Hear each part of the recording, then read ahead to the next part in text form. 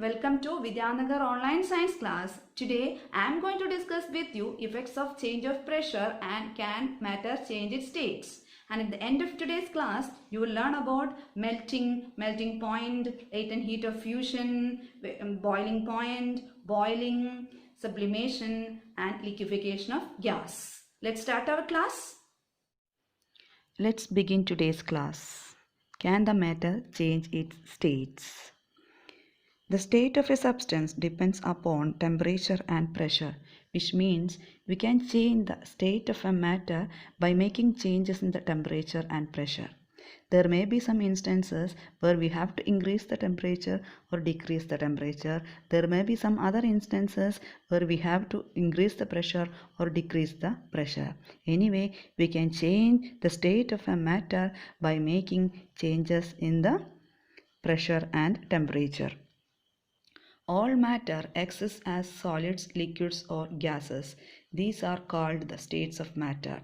Matter can change from one state to another if heated or cooled. If ice, a solid, is heated, it changes to water, a liquid.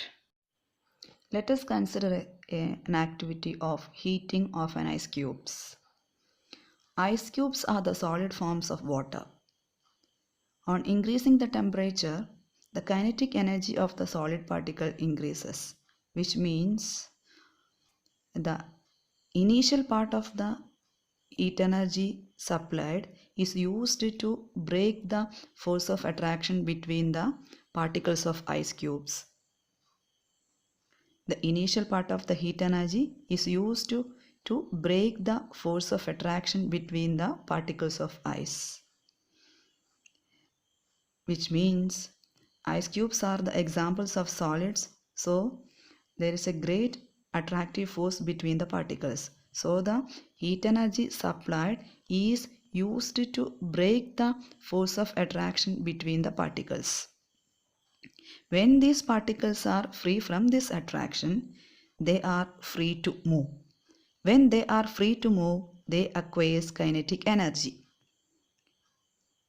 When they free from these attractions, slowly solid particles shifted to liquid form, which means in liquid forms particles are more free than solids. So at this situation, the solid particles slowly changes to liquid form. This process is known as melting.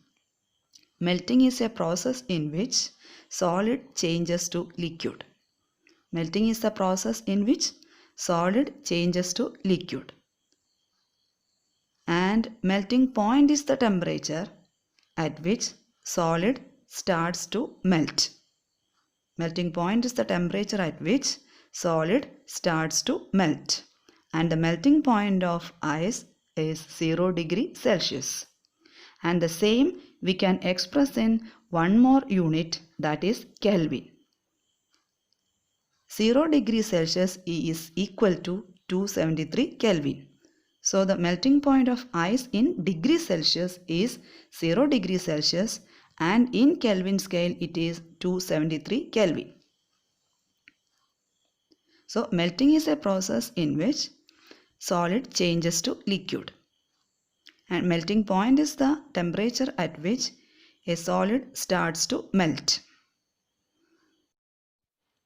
On increasing the temperature of solids, the kinetic energy of the particle increases. Due to the increase in kinetic energy, the particles start vibrating with greater speed. The energy supplied by heat overcomes the force of attraction between the particles. The particles leave their fixed positions and start moving more freely.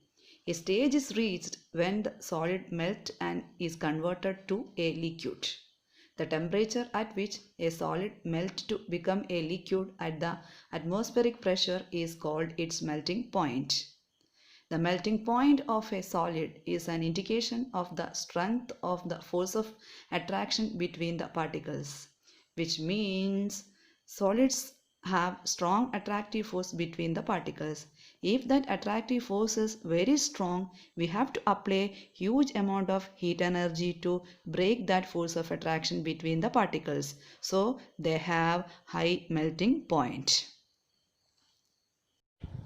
I told you melting is a process in which solid changes to liquid, and melting point is the temperature at which solid melts to become a liquid. Okay, after attaining the melting point, if we continue the heating, you cannot see any increase in the temperature. Why? After attaining the melting point 0 degrees Celsius, if you continue the heating, you cannot see any increase in temperature or any rise in temperature. Then what happens to the temperature supplied to the ice cubes? What happens to this temperature? It is considered that this heat energy is hidden into the content of the particles. It is considered that this heat energy is hiding between the particles. So that hiding is latent heat. So hiding temperature between the particles during fusion. So which is known as latent heat of fusion. Then we can define what is latent heat of fusion. Latent heat of fusion can be defined as the amount of heat energy used to convert 1 kilogram of a solid into liquid at its atmospheric pressure and its melting point. The latent heat of fusion is the amount of heat energy used to convert what? 1 kilogram of a solid into liquid at its atmospheric pressure and its melting point. So latent heat of fusion is the amount of heat energy to convert 1 kilogram of a solid into liquid. If you want to convert 1 kilogram of a solid into liquid, how much heat energy we have to supply? That is latent heat of fusion. It is the amount of heat energy used to convert 1 kilogram of a solid into liquid. In order to convert 1 kilogram of a solid into liquid, how much heat energy we have to supply? That is latent heat of fusion. On increasing the temperature, there is no rise in the temperature after attaining melting point, and it is considered that that supplied heat energy is hidden into the content of the particles. That is latent heat. And with the help of that, we can define latent heat of fusion. Latent heat of fusion is the amount of heat energy used to convert 1 kilogram of a solid into liquid at its atmospheric pressure, and its melting point is known as latent heat of fusion. Latent heat of fusion, the amount of heat energy that is required to change 1 kilogram of a solid into liquid at atmospheric pressure and its melting point is known as latent heat of fusion. We can consider another situation like heating of water.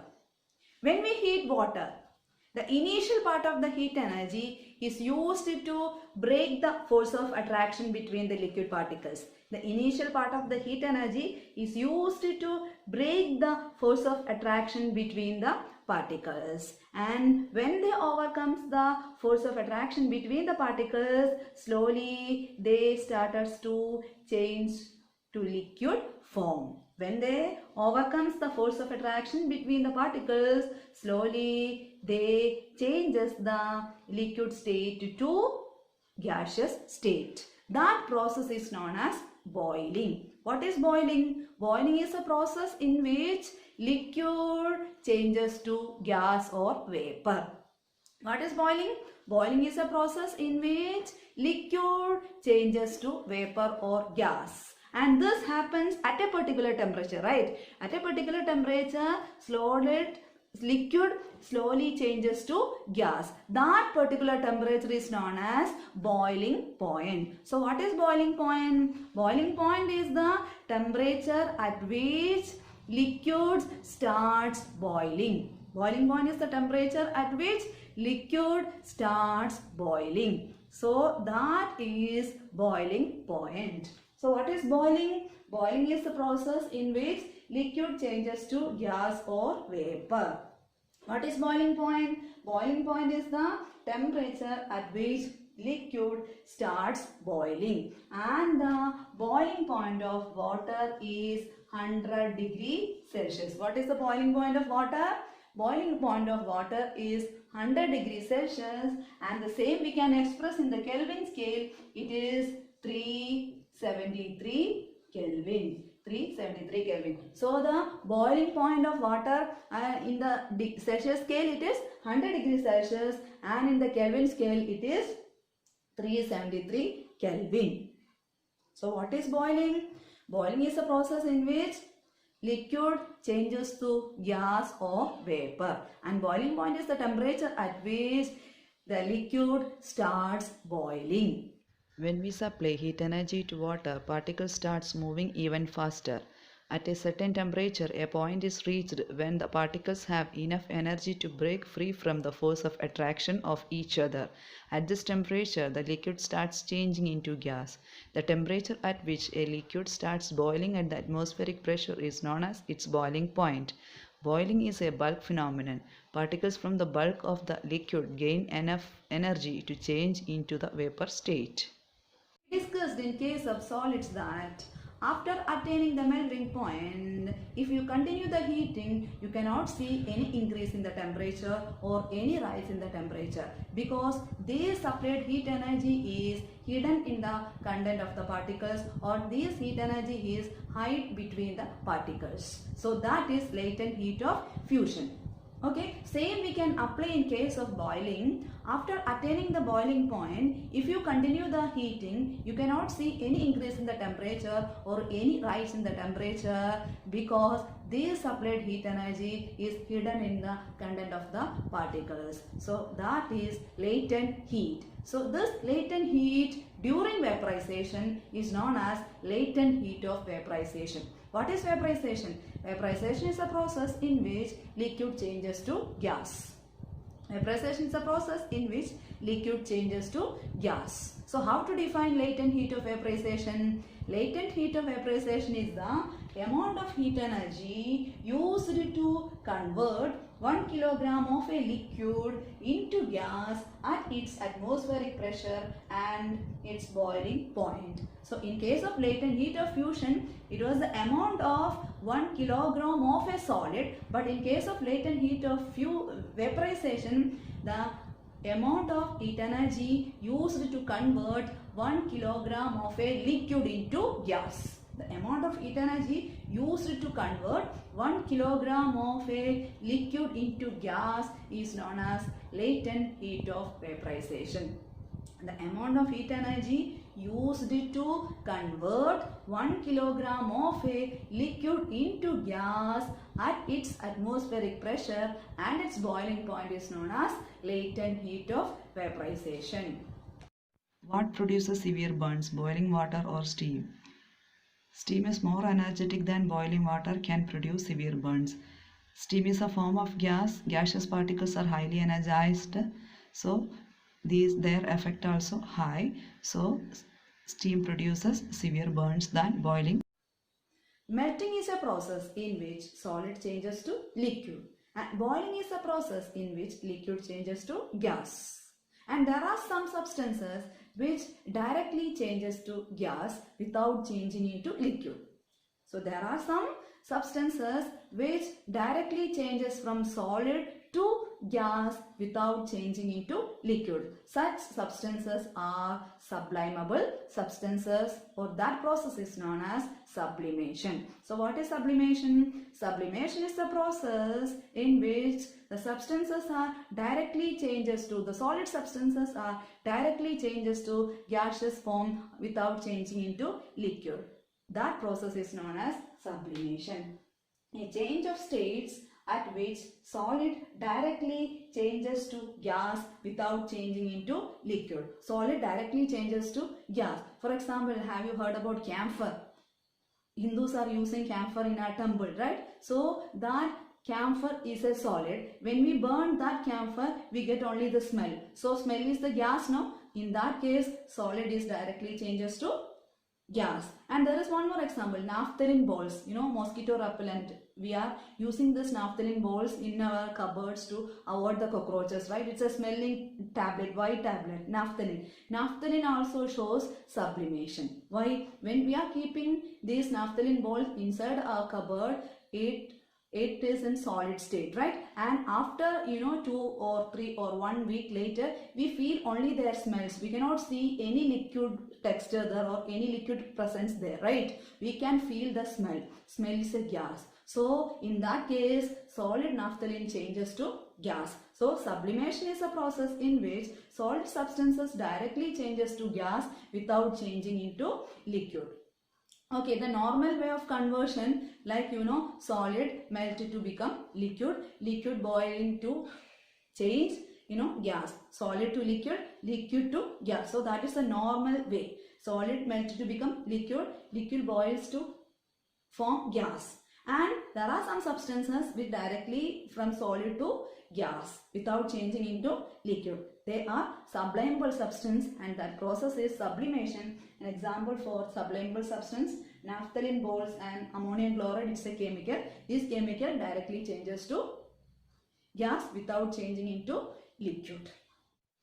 A change of state directly from solid to gas without changing into liquid state or vice versa is called sublimation. Examples: ammonium chloride, naphthalene, camphor, etc. Effect of pressure on change in state. When we apply pressure and compress the gas, intermolecular force of attraction increases and molecules come close to each other. It may change into liquid depending upon temperature and nature of the gas. This figure also indicates that gases are highly compressible than liquid and solids. Liquefaction of gas. How to convert a gas into liquid? That is liquefaction of gas. We can liquefy a gas by applying pressure. Gases are highly compressible. Are you remembering that sentence? Gases are highly compressible. Why gases are highly compressible? The particles are randomly moving, so we can apply pressure or we can apply force on these random particles. In that way, gases are highly compressible. Okay, so how can we liquefy the gas? Applying pressure and reducing temperature, we can liquefy the gas. Okay, how can we liquefy the gas? Applying pressure and reducing temperature. What is the meaning of reducing temperature? Increasing temperature changes liquid to gas. Increasing temperature changes a liquid to gas. In boiling, are you remembering that? In boiling, on applying heat, liquid changes to gas, and just opposite. On reducing the temperature, we can change the gas to liquid. On increasing temperature, we can change a liquid to gas. On reducing temperature, we can change a gas to liquid. So how to liquefy a gas? Liquefaction of a gas by increasing pressure and reducing temperature. By applying pressure and reducing temperature, we can liquefy a gas. How to liquefy a gas? Applying pressure and reducing temperature. Increasing temperature changes a liquid from gas, and decreasing temperature changes a gas from liquid. So how to liquefy a gas? We can liquefy a gas by applying pressure and reducing temperature. Applying pressure and reducing temperature can liquefy gases. Have you heard of solid carbon dioxide? It is stored under high pressure. Solid carbon dioxide gets converted directly to gaseous state on decrease of pressure to 1 atmosphere without coming into liquid state. This is the reason that solid carbon dioxide is also known as dry ice. If the pressure reduces to 1 atmospheric pressure, solid carbon dioxide directly changes to gaseous form without changing into liquid form. If the pressure reduces to 1 atmosphere, automatically solid carbon dioxide changes to gaseous form without changing into liquid form. And this is the picture of dry ice. Look at here. Solid changes to liquid, melting or fusion. Solid changes to liquid, fusion or melting. Okay. Liquid to gas, boiling or vaporization. Vaporization. Okay. Gas to solid,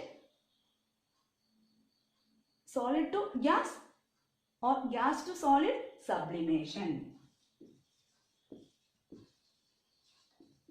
Sublimation. Okay.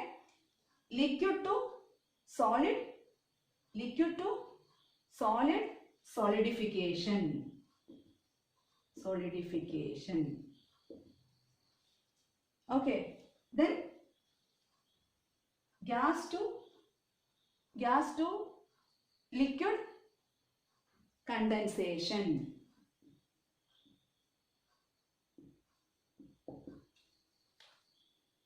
Gas to solid, sublimation.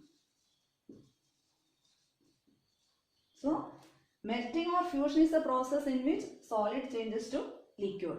Vaporization or boiling is a process in which liquid changes to gas. And sublimation is a process in which gas changes to solid or solid changes to gas.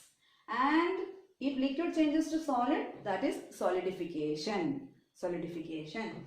Then gas to liquid, condensation. Solid to gas, sublimation. So, melting is a process in which solid changes to liquid. Melting point is the temperature at which a solid starts to melt. Right? And boiling is a process in which liquid changes to gas or vapor. Boiling point is the temperature at which the liquid starts boil. Right? And sublimation is a process in which the solid directly changes to gas without changing into liquid. Solid to liquid, fusion, liquid to gas, vaporization, gas to solid, sublimation. Liquid to solid, solidification, gas to liquid, condensation, gas to solid, sublimation. I told you we can express melting point and boiling point in degrees Celsius and also in Kelvin. So the melting point of ice in Celsius scale, it is 0 degrees Celsius, and at Kelvin scale it is 273 Kelvin. Boiling point of water 100 degrees Celsius and 373 Kelvin. Now I am going to teach you how you can convert degree Celsius to Kelvin and Kelvin to degree Celsius. If you want to convert degree Celsius to Kelvin, you have to add that number with 273 Kelvin. Suppose if you want to convert 20 degree Celsius to Kelvin, what you have to do? 20 plus 273 equal to 293 Kelvin. If you want to convert degree Celsius into Kelvin, you have to add that number with the 273. If you want to convert degree Celsius to Kelvin plus 273. For example, 25 degree Celsius. 25 plus 273. How much? 273. 3. Add it. 273 plus 25. 8 to 98. So it is 298 Kelvin. Right. So if you want to convert degree Celsius to Kelvin plus 273. 30 degrees Celsius equal to 30 plus 273. Add it. 273 plus 30. 3. 10. 303 Kelvin. So this is 303 Kelvin. Okay. If you want to convert Kelvin to degree Celsius, if you want to convert Kelvin to degree Celsius, subtract that number with the 273. For example, if you want to convert 300 Kelvin to degree Celsius, what you have to do? 300 minus 273. 300 minus 273, 273, 7, then 2, 27 degree Celsius. So what is the answer? 27 degree Celsius. Right.